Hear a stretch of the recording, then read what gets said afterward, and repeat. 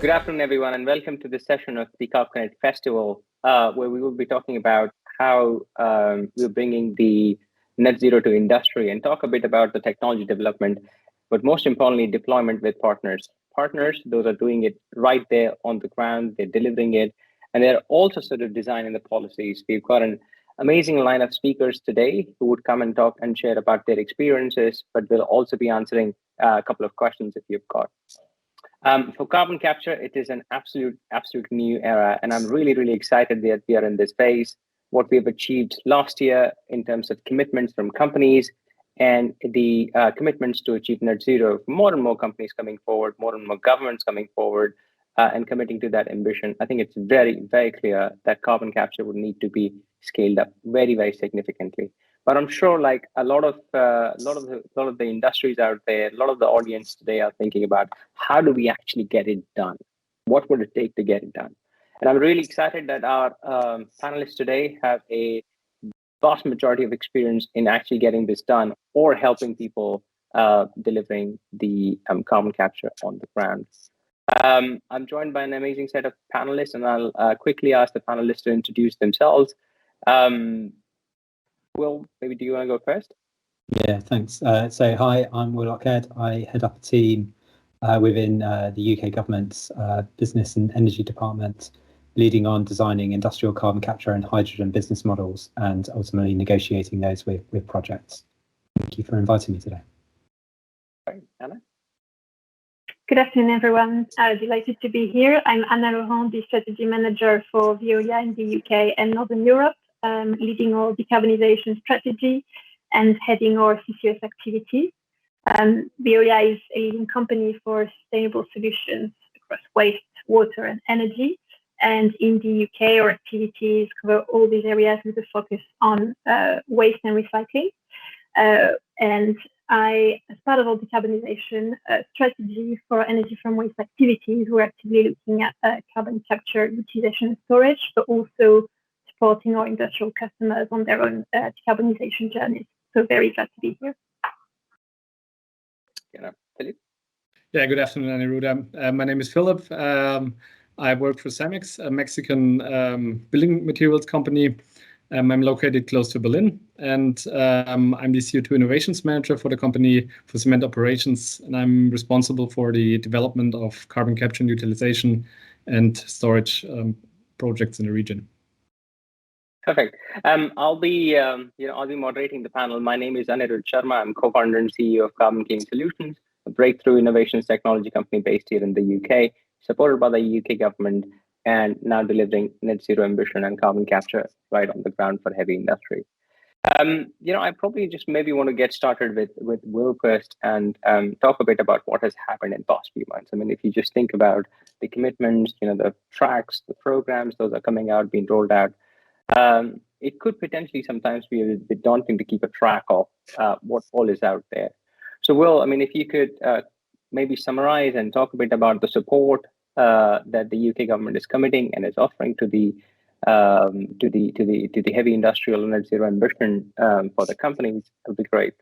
Yeah, sure, happy to. I'll keep it as short as possible, but hopefully sets out some of the key points from the UK government's support for CCUS. I think I'd just reiterate that, I guess, to meet net zero by 2050, the UK government is committed to deploying CCUS across the UK.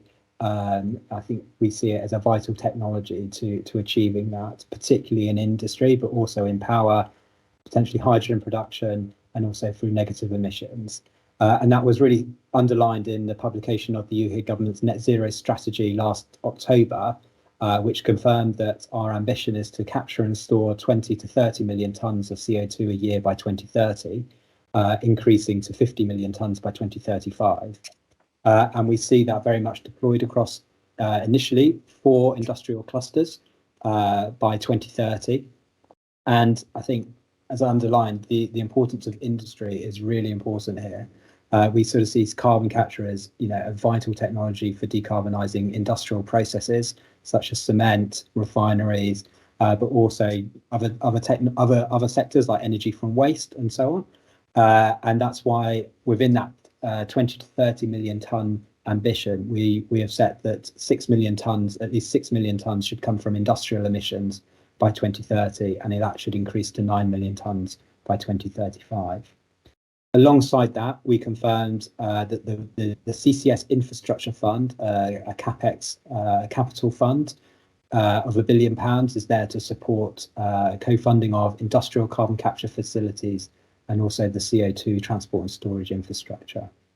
I think the other things I would just emphasise is around the progress we're making in where we deploy CCUS. Alongside the net zero strategy, we confirmed that the so-called Tract 1 clusters would be HyNet in the northwest and north of Wales, and the East Coast cluster in Teesside and Humber would be the Track 1 clusters, where we would prioritise that initial deployment by the mid-2020s. And we also confirmed that the Scottish cluster would be a reserve. So that gives us the ability to promote the Scottish cluster if, for example, one of those initial clusters doesn't materialise. And we also confirmed that there would be a Track 2 process for follow-on clusters to be operational by 2030 at the latest, and that those Track 2 clusters we'd look to capture at least 10 million tonnes a year from those clusters. I think the other latest news is as part of the cluster sequencing process, individual emitters have been submitting their bids into the department to link into those Track 1 and reserve cluster.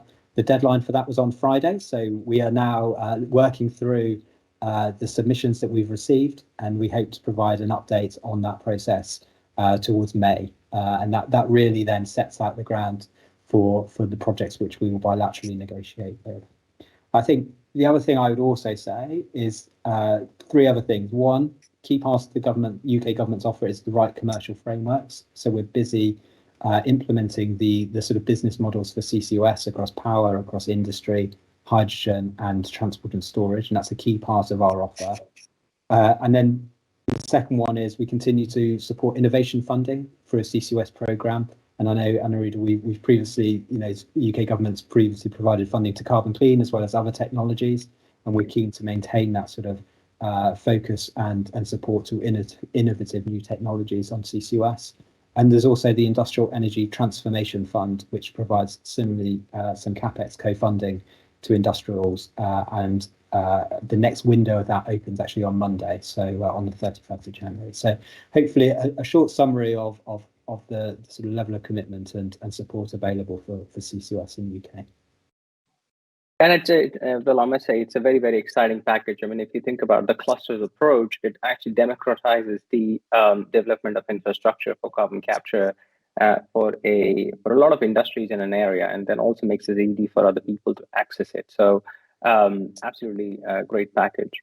I do want to actually, I know about a specific issue that some of the EFW, energy from waste facilities, face. They are actually just outside the city and not necessarily close to an industrial cluster. So I want to link up to Anna at this point of time and maybe ask her, what are their views and what are Veolia's and your views around not being potentially close to a cluster where storage is quite easily available? I mean, how are you thinking of solving the issue or problem?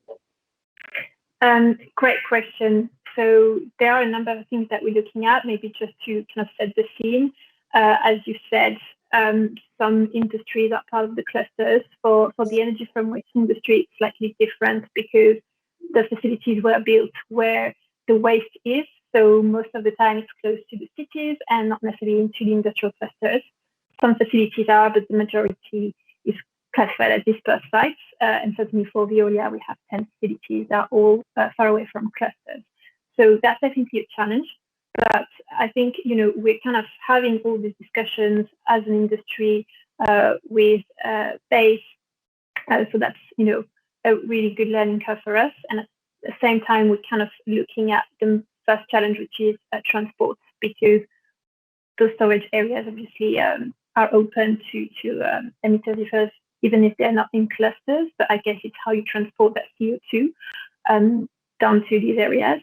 So we've been working actually with BASE as well on to developing non-pipeline transport. So that's shipping, rail, road, and see what the options are depending on where the facilities are, where you don't have that network of pipeline infrastructure. there is a developing market for these alternative ways of transport, and so that's really good to see progress in these areas. And also the other thing that we're looking at is potential partnership in local areas, where either with other emitters and possibilities to group some of the emissions and look at a partnership approach to have a greater volumes that could be good trigger to then access other means of transport, or also potentially looking at local utilization of CO2. So that's kind of outside that storage framework that the government is putting in place, but there are some opportunities that we can see, and I think Philippe will be able to tell us also two things that they've been looking at.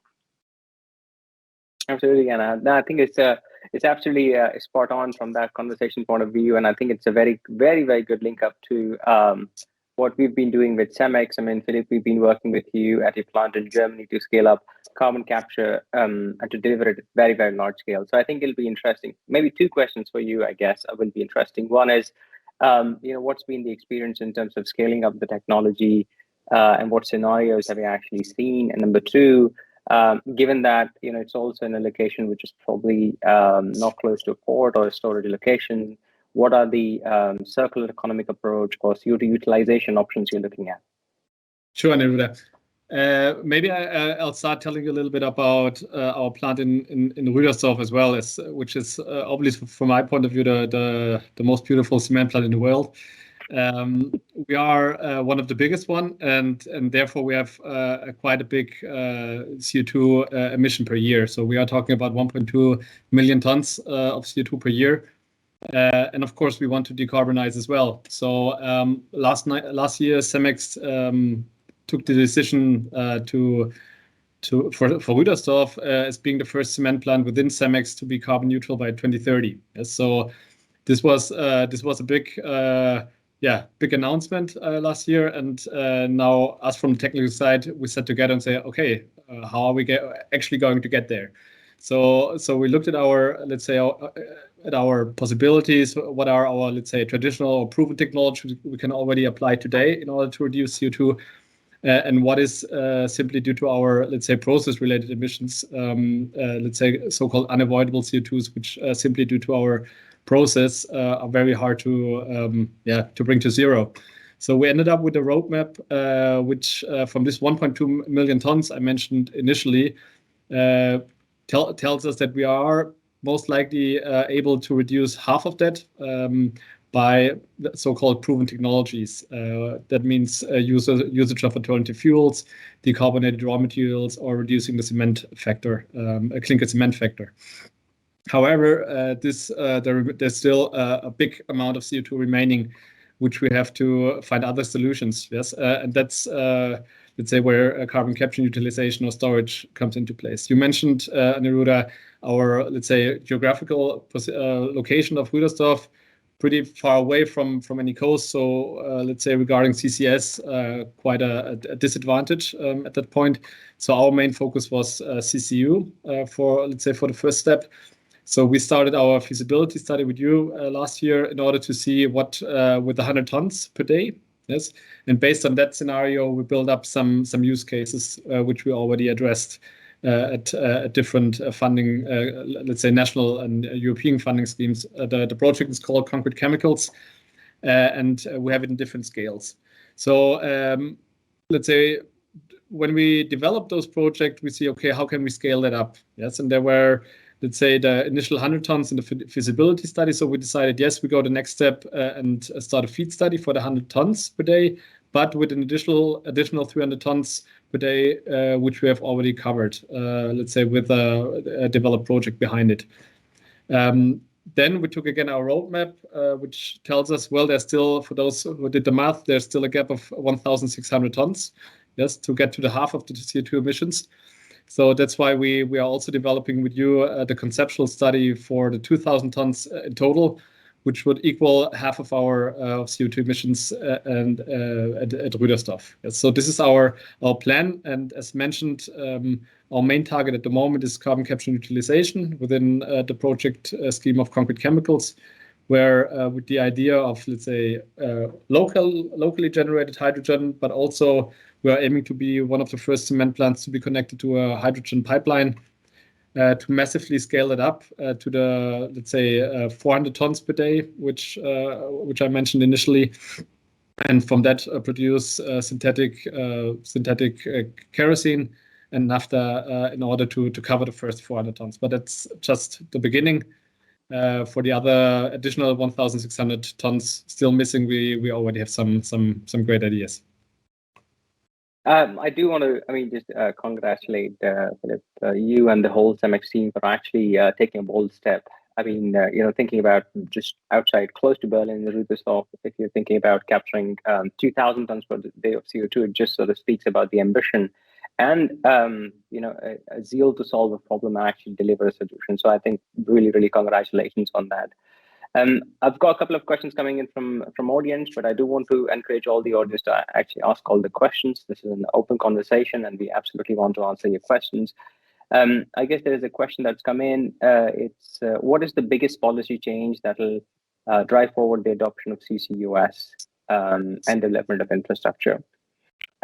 From my perspective, I'll probably just maybe quickly answer the question and then try and point it to the right person. But I think from my perspective, if you look at what has happened with the renewable industry in past 10 years, we've sort of grown the deployment of renewable industry by about 1,000 times. And the biggest thing that has actually helped, at least from a UK and European context, is contract for difference, CFD. It's given a lot of certainty. So I personally believe that that's such an important and such a valuable tool that the government has as a policy offering. And I do want to invite Will to actually maybe talk a bit about CFDs in the UK and the structures around that. Thanks, Anurag. So yeah, I do agree. I think getting the right commercial framework is going to be the critical sort of policy change. And I think that's designing the right policy framework for the different bits of the CCUS value chain. I think CCUS isn't like sort of offshore wind where you can just design a model for offshore wind and it works. For CCUS, you're designing it to work in industry, to power, transport and storage, and so on. And you need to create different commercial frameworks for different bits of the chain. Otherwise, it just won't fit and it will affect investability. So I think that's definitely one thing, and that's why. We have mirrored in some ways the design of the model. So the industrial carbon capture contract, which my team is currently designing, is very much modeled on a CFD type approach, but it's linked to the carbon price. It takes into account the specifics around free allowances and other specific design issues that the industrials face, rather than just adopting it from the electricity sector. So that's one thing. I think the other thing is deployment certainty. So setting out deployment ambitions supported by commercial frameworks and a clear indication of when that support would potentially be bid for or allocated, again, helps catalyze the project pipeline and people know what they're working to. And again, that helps also support the supply chain development, which is a key aim for the UK government. And then I think specifically related to industrials, I think it's around carbon pricing, but also enabling firms that do decarbonise or do adopt CCS the ability to have a premium for their product, and whether that's through low carbon products market or other mechanisms. I think that's also going to be a really important change that helps drive adoption of CCUS because it becomes a competitive advantage. That is great, and I fully agree with you on the right commercial and business frameworks. However, I think there are some risks as well, and I do want to bring in Anna at this point in here. You've been talking to other industrial customers. You've also been talking to other stakeholders as well. What risks do you see around the deployment of CCUS, and what could go wrong? So I guess that's one. And then the second is, are there ways you're sort of exploring, and you're trying to think about partnering with other emitters to maybe resolve those risks?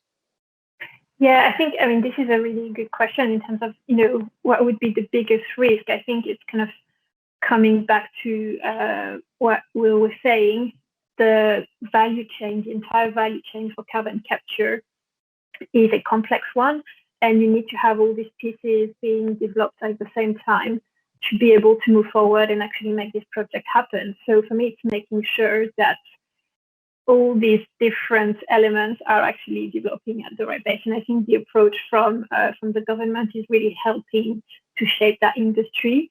There are areas, as I mentioned, from dispersed sites where the thinking needs to continue to advance, and it's completely right. They really have some priorities set to make sure the first clusters are coming to the ground. But I would say for me that's the biggest risk, the whole value chain being developed at the right pace to make this project happen. Exactly. And, from our perspective, from Carbon Clean, and I saw one question in there as well about Carbon Clean. I mean, we are reducing the risk as far as the ease of deployment is concerned with the technology, especially our Cyclone CC technology, in which we are compressing the size of the carbon capture equipment by 10 times, thereby making it easy for people to modularize it and then replicate across the same site quite a few times, or multiple sites with the same design, with quite an ease. You could probably get one in one of the industrial units in less than 3 months. I mean, that's how easy it's going to be. So we are trying to solve that. But I want to bring in Philip at this time, and you come from cement industry where margins are pretty thin. So I do want to ask the same questions around regulatory risk and other legal risks that you see, especially from the European perspective or Germany's perspective. Yeah. Everybody who's dealing with CCU projects at the moment needs, let's say, how do you call it, a crystal ball on his table, yeah, because there are many unsolved let's say topics. Yes, I mean it's a whole, let's say, different frameworks we need to consider. One is, of course, let's say, a technical and economical framework. Yes, I mean we're talking about technologies such as yours, the Cyclone CC, which is in development, and we need to bring it to scale it up very quickly and to very big volumes. Yes, of course there's let's say an economical there's a price tag behind everything. Yes, we're talking about specifically in our project about huge amounts of hydrogen. Yes, we are, let's say, electrolyzers is a known technology, but nowadays we're talking about 50, 100, 200, 500 megawatts installed capacity for hydrogen, which simply doesn't exist yet. And we are talking in our respective project about, let's say, technologies such as a Fischer-Tropsch reactor, which is also technology which exists for decades, yes, but needs to be, let's say, adapted now in a completely new environment. I mean, we are a cement plant. We have been producing cement at this location for hundreds of years, yes. But now we need to bring, let's say, a lot of technical new equipment into an already existing plant. This is, let's say, the two frameworks. The other two frameworks are, let's say, the legal and regulatory frameworks. Yes. So there are some, let's say, questions around CCU in terms of CO2 accountability. Yes. Let's say who gets the credits, who will not get the credits for the CO2. What are the incentives for, let's say, for a CO2 intensive industry such as ours to do CCU and not, let's say, focus 100% on CCS, because I see, let's say, the big advantage in CCU that, let's say, you are developing new products. Yes, and we are, let's say, as far as I know, the only reliable CO2 source for the next decades. Yes, because of our main, let's say, feedstock, which is limestone. Yes, so there needs to be, let's say, a special focus in the next years on this legal and regulatory frameworks, because that's where I think most of the questions are still unanswered. Yes. I mean, I fully agree with you. There are a lot of questions unanswered, and I think the whole world is trying to solve that and go forward. And hence, I think the support from the government and the positive policies that are coming out really, really important. I think there's a question as well, asking about the role of grant funding on driving the CCS adoption. I mean, from my perspective, as far as the grant funding is concerned, the objective there is to actually ensure that it gets to a certain minimum critical mass, and the technology becomes cheap enough for people to start installing, be easy enough so that people understand, and 3, people are experienced enough as to who's going to install and how long does it take to get it done. I think once it gets there, then I think the role of grant funding is finished. it becomes a market standard technology going out there. There is a business model question again that has come up from the audience. Maybe and the government has now emphasized on that, which is carbon capture as a service model as well.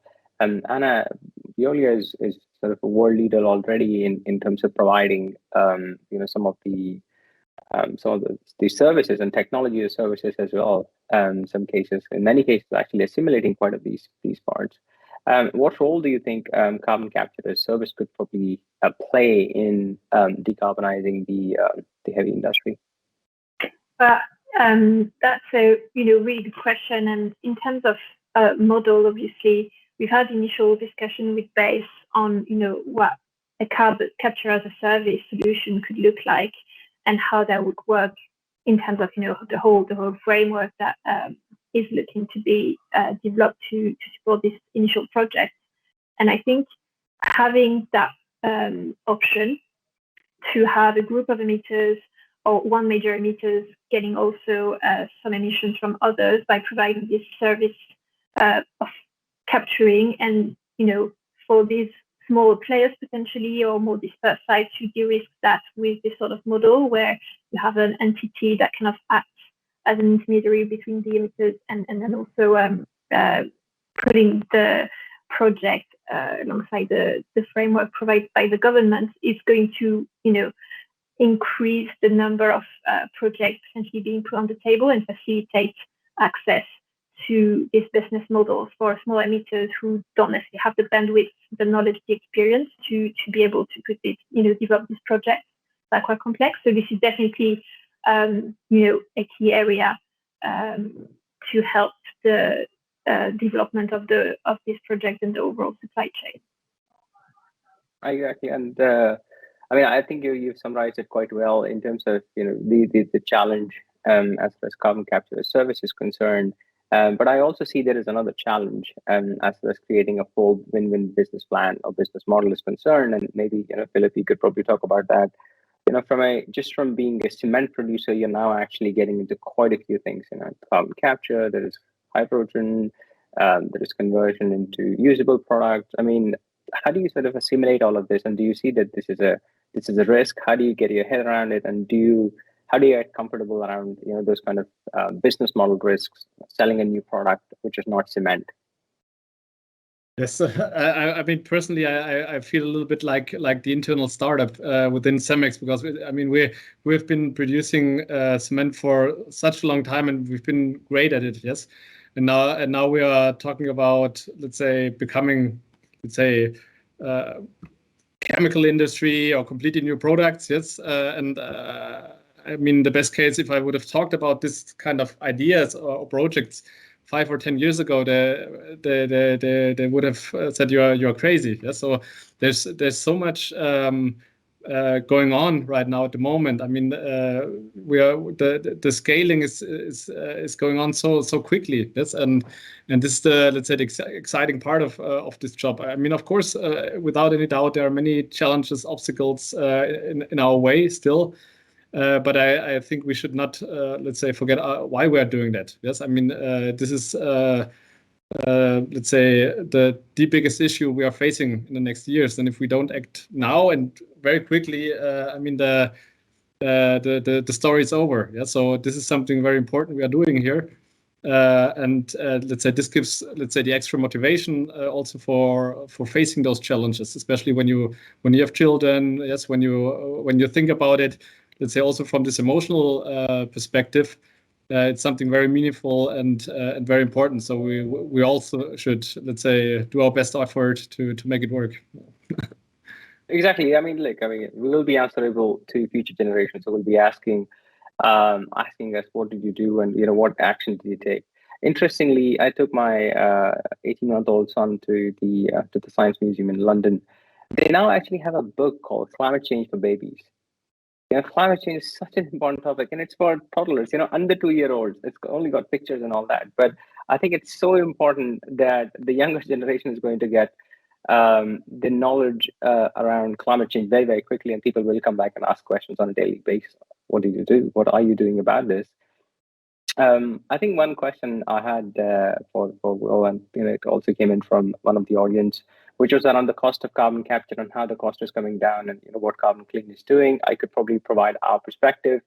We are looking to push the cost of carbon capture down to $30 per ton by 2025. We've got quite a few interesting plans. For example, Scale Up with Cemex is concerned. We have a partnership with Veolia as well in a certain geography to go and deploy that.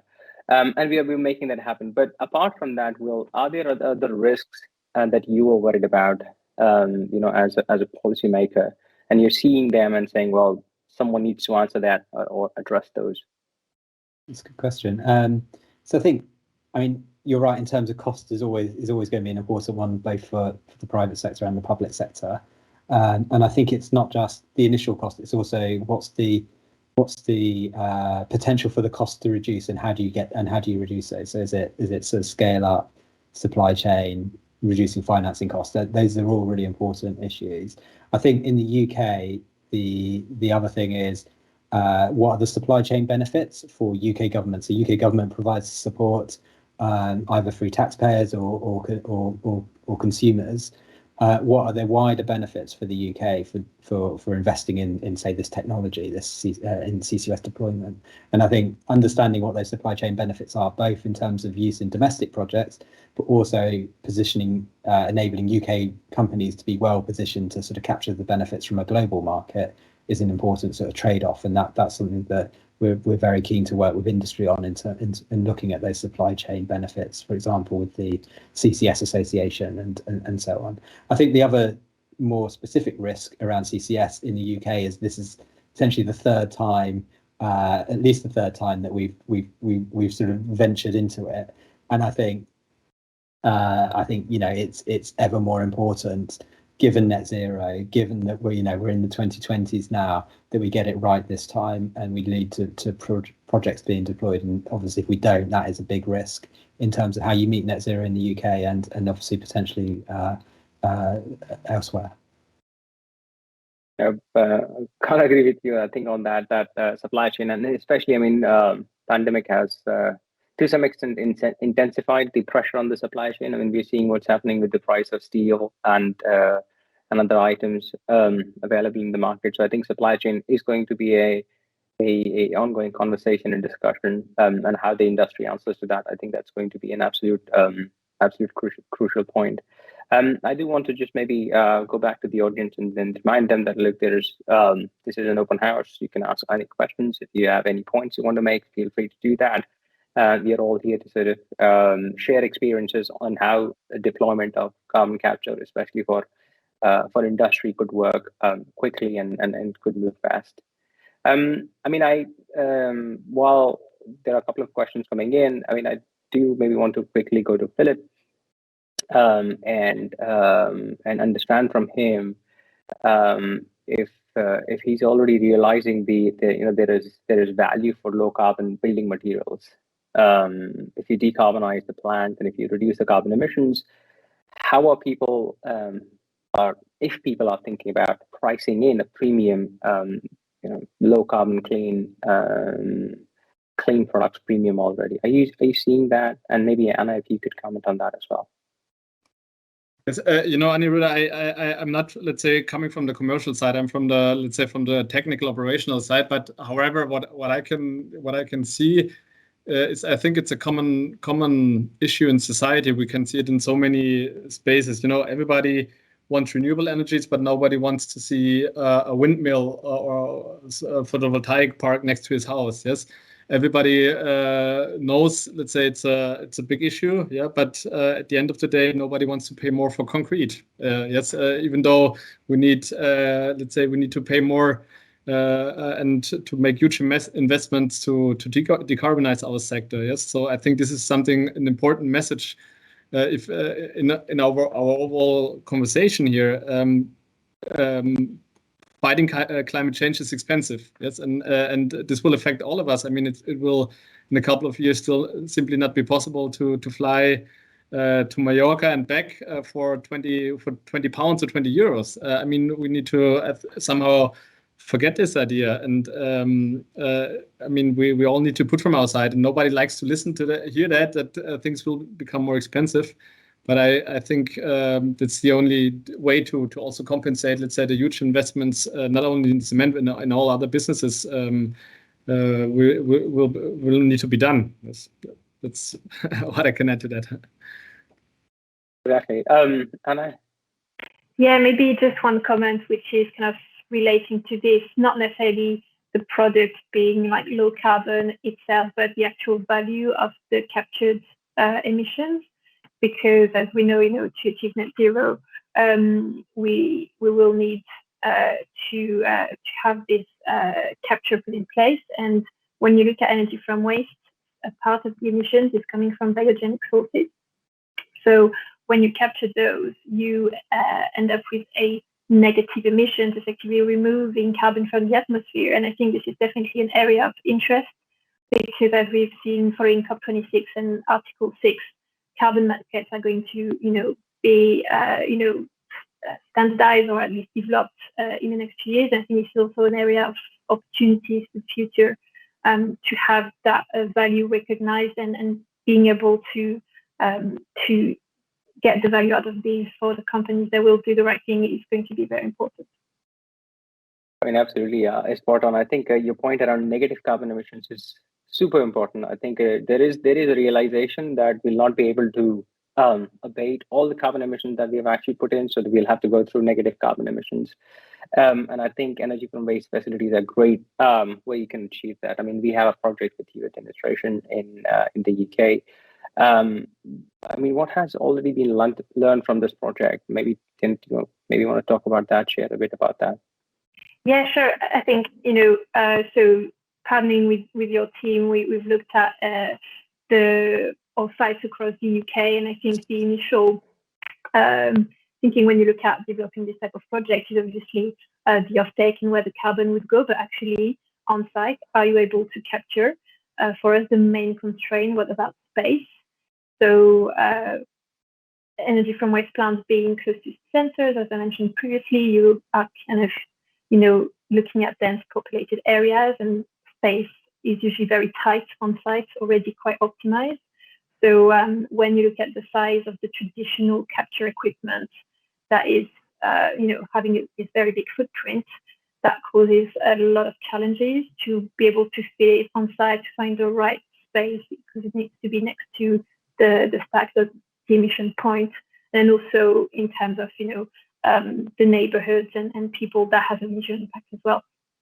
So I think when we were looking at where we could start fitting capture in, we had only a couple of sites where we actually had some options for space, and then going through, the discussion with you and starting to partnering with your team, reviewing the footprint with Cyclone CC, that really makes a big difference for us in terms of where capture can actually be fitted, so we can go to the next step and then look at the options to transport, store, and utilize the carbons. That has been a very big learning for us, and also understanding the requirements.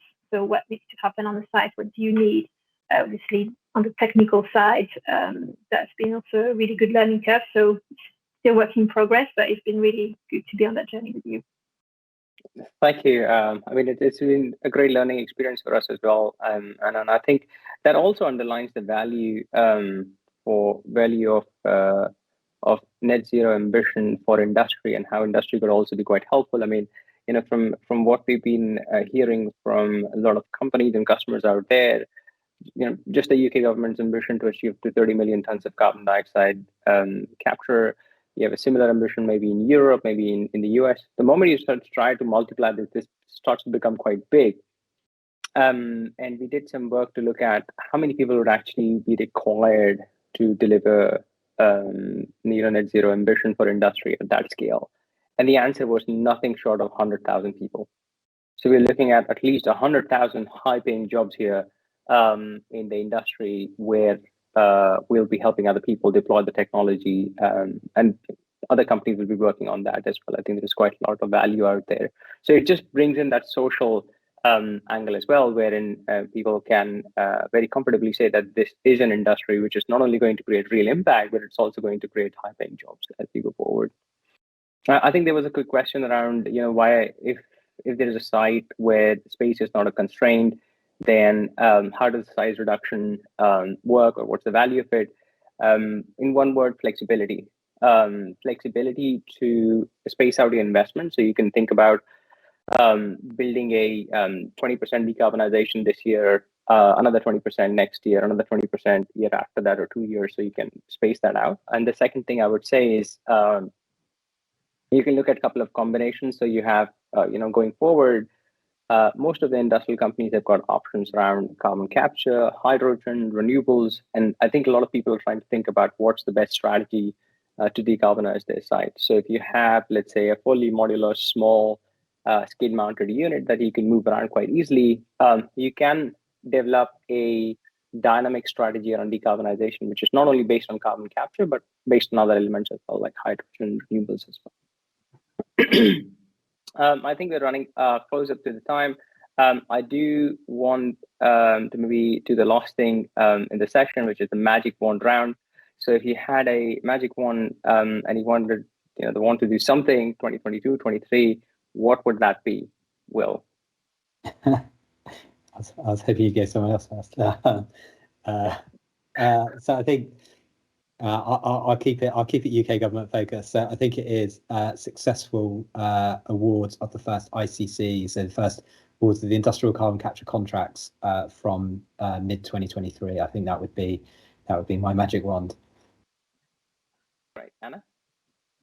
Well, I'm going to speak on behalf of the Energy from Waste industry, because we're still having a lot of discussion on the business model and how to make it work for the industry, as we all know. So that would be to really have, come up to a good model to be able to decarbonize the sector. Okay, Philip? So anyway, I don't know if I got the question right. If I had a wish. Yeah, exactly. If you had a wish. If I had a wish.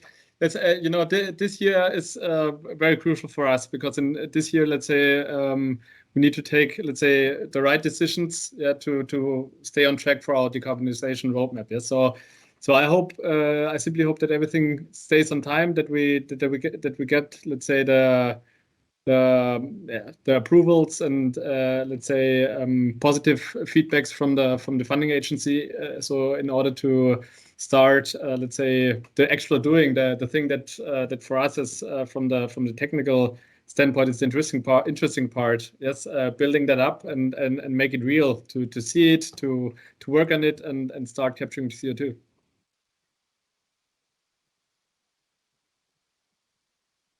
I've got a couple of questions, and I do want to quickly take them before I also sort of use my wand. I think there was a question that was on what's the best approach for smelters and copper processing units. I mean, it's with the smelters, I think it's generally a little difficult because you have very little amount of carbon dioxide going up in the air, just like 1% or something like that, especially if you're aluminum smelter. But that does not mean that options for carbon capture are not available, because you have ancillary units and you can capture some of the carbon dioxide from there as well. And then I think there was a question on the how do you pay for carbon capture and who pays for carbon capture? I think it was pretty much the essence of discussion as well, that look, we need to do this, and we need to do this right now, for not only for us but for our future generations as well. So I think there is a call to arms already as far as acting on climate change is concerned.